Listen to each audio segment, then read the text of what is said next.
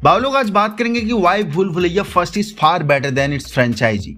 हाँ, ये सच है, भूल भुलैया फर्स्ट का कोई मैचअप नहीं है, क्योंकि ये मूवी एक ऐसी स्टोरी एंड कंटेंट को फॉलो करती है जो लॉजिकल फिट होती है।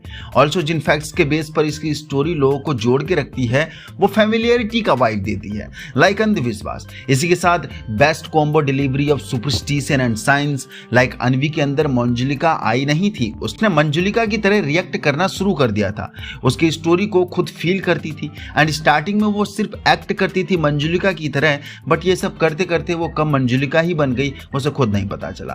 मंजुलिका की स्टोरी को खुद की गुजरी लाइफ से जोड़ना जो बेस्ट पार्ट था इस मूवी का। दूसरा, अंधविश्वास फैक्टर, क्योंकि भूल भुलैया की स्टोरी लेट 90s की स्टोरी को एड्रेस करती है और उस टाइम पर कुछ भी सुन के मान लेना बहुत कॉमन था। लाइक जब परेश रावल एंड असरानी जी हवेली में चाबी लेने जाते हैं वो शाम के टाइम यानी अंधेरे के टाइम, और वो भूतनी का परछाई वाला इंसिडेंट होता है जिससे वो दोनों फिर भाग जाते हैं, लेकिन दूसरे दिन परेश रावल का मंत्र जाप का धागा हाथ में लेने की वजह से वो मौन व्रत का इंसिडेंट। पेड़ को बांधने तक तुम अपना मुंह नहीं खोल सकते, तो मुझे जो जहां असरानी जी फिर तरह तरह की कहानी बनाना शुरू कर देती हैं कि ये सब महल में जाने की वजह से हुआ है, रात में नहीं जाना चाहिए था, अब इनकी बोलती बंद हो चुकी है, ये गूंगे हो चुके वगैरह वगैरह, जो भी उनसे बन पड़ा उन्होंने सब कुछ बोला। दूसरा, जब अमीषा पटेल का विद्या बालन की तरफ से ट्रिगर कराना कि यही मंजुलिका है और परेश रावल का एट द मोमेंट उसके हाथ में वो चाकू देखना,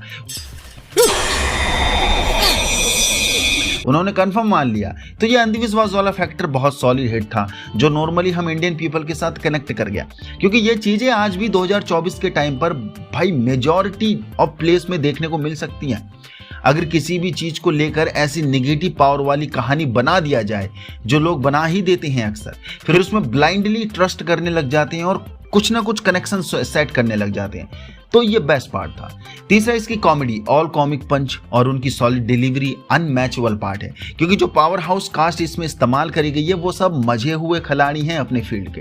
राजपाल यादव, असरानी जी, परेश रावल जी एंड अक्षय कुमार पाजी, कॉमेडी की लाइन में इनका कोई टक्कर नहीं है। देन उसके बाद jokes writing are super amazing, like best comic part जो मुझे हिट हुआ अक्षय पाजी का, वो गोटी गोटी गोटी वाला मोमेंट।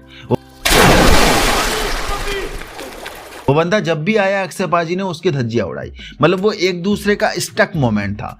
जब भी अक्षय पाजी अपने मिशन को निकलते उससे टकरा जाते और इंटरप्ट हो जाते, एंड अक्षय का वो फ्रस्ट्रेशन के साथ उसकी टांग खींचना, जिसे स्क्रीन टाइम पर डायरेक्टर ने बहुत अच्छे से पिरोया है। उसके बाद परेश रावल जी का all comic delivery, acting, performance तो भाई उनकी धांसू रहती ही रहती है। And the best comic joke of Paresh Rawal जो मुझे हिट करके गया उस पूरी मूवी में कि एक साथ मिलकर झुंड में चलो, मुझे बताने में कोई शर्म नहीं लग रही कि मेरी डर से फटी पड़ी है, तो ये बेस्ट पार्ट था।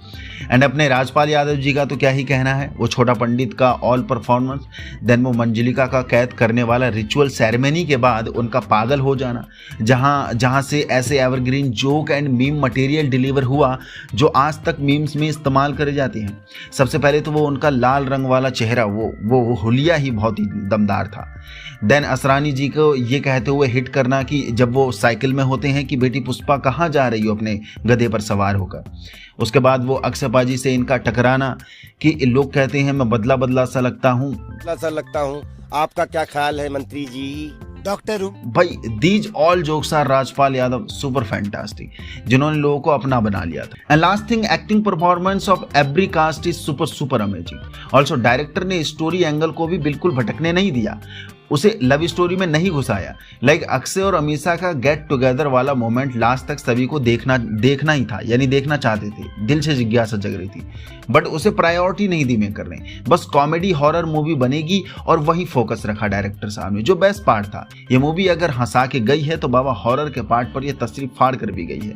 विद्या बालन जी का एक्टिंग परफॉर्मेंस एज मंजुलिका, बाबा वो लुक देखकर फट के हाथ में आ गई थी, जो सबसे पावरफुल थिंग थी इस पूरी मूवी की। तो बाबा दीज आर माई ओपिनियन, जिस हिसाब से भूल भुलैया मुझे हिट करके गई है।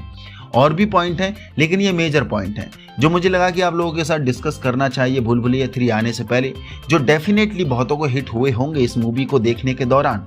बाकी अभी 1 नवंबर को भूल भुलैया 3 आने वाली है। देखते हैं ये मूवी इस फ्रेंचाइजी की लाज बचा पाएगी या नहीं बचा पाएगी, क्योंकि भूल भुलैया 2 ने जैसे तैसे इस फ्रेंचाइजी की लाज बचा ली, पर भूल भुलैया 2 भूल भुलैया फर्स्ट से बेटर नहीं है। देखते हैं थर्ड पार्ट क्या गुल खिलाता है, क्योंकि ट्रेलर उतना प्रॉमिसिंग तो नहीं लगा। हालांकि ट्रेलर बहुत मिस्ट्री प्रॉमिस करके गया है कि ढूंढो भाई इसमें मंजुलिका कौन है आखिर। माधुरी एंड विद्या बालन दोनों ही मंजुलिका का रोल प्ले कर रही हैं, तो देखते हैं इसमें कौन होगा, 1 नवंबर को पता चल जाएगा। बाकी भाई आपने भी भूल भुलैया को देखा है तो आपका एक्सपीरियंस कैसा रहा है नीचे कमेंट में हमारे साथ जरूर शेयर करके जाना। और भूल भुलैया 2 भी देख लिया तो वो एक्सपीरियंस कैसा रहा है, और दोनों में से बेस्ट मूवी कौन सी रही है आपकी, और भूल भुलैया 3 के लिए कौन कौन कितना ज़्यादा एक्साइटेड है ये भी जरूर बता के जाना बाबा। क्योंकि विद्या बालन जी दोबारा से उसमें वापस आ रही हैं, तो हो सकता है इन दोनों मूवी का ये रिकॉर्ड तोड़ सकते हैं, बट ना ही भी तोड़ सकते हैं। देखते हैं भाई, बहुत से सवाल हैं जिसके जवाब 1 नवंबर को ही मिल पाएंगे हमें। कौन कौन कितना वेट कर रहा है नीचे जरूर बता के जाना। यहाँ तक पहुँच गए तो इसको वीडियो पसंद आई तो लाइक करिए, नए हो तो चैनल को सब्सक्राइब करिए।